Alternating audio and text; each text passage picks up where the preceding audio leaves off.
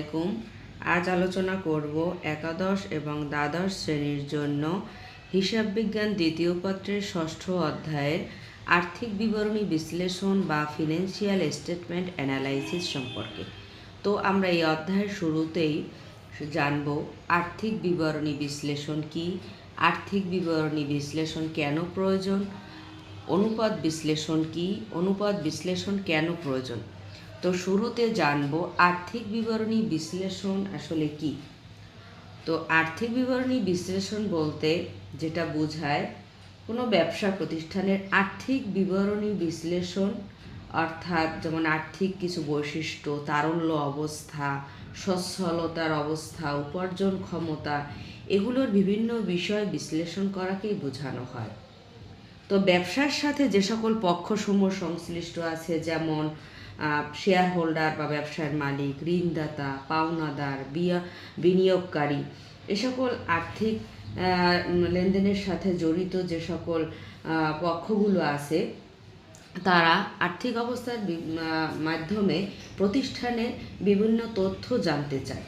তো আর্থিক বিবরণী বিশ্লেষণ করলে তারা নিশ্চিত হয়, যেমন ঋণদাতা প্রতিষ্ঠান বা ঋণদানকারী প্রতিষ্ঠান নিশ্চিত হয় যে এই প্রতিষ্ঠানে ঋণ প্রদান করা যাবে কিনা, বিনিয়োগকারী যদি কেউ থেকে থাকে সেক্ষেত্রে তারা নিশ্চিত হয় যে এই প্রতিষ্ঠানে বিনিয়োগ করা যাবে কিনা, অর্থাৎ এই প্রতিষ্ঠানের অবস্থা, আর্থিক অবস্থা সম্পর্কে জ্ঞাত হয়। তো আর্থিক বিবরণী বিশ্লেষণের মাধ্যমে এই পক্ষগুলো সুবিধা গ্রহণ করে থাকে। তো আর্থিক বিবরণী অ্যাকচুয়ালি বিশ্লেষণ কেন প্রয়োজন, এগুলো একটা কারণ। তো অন্যান্য আরও কারণ আছে আর্থিক বিবরণী বিশ্লেষণ কিসের জন্য দরকার।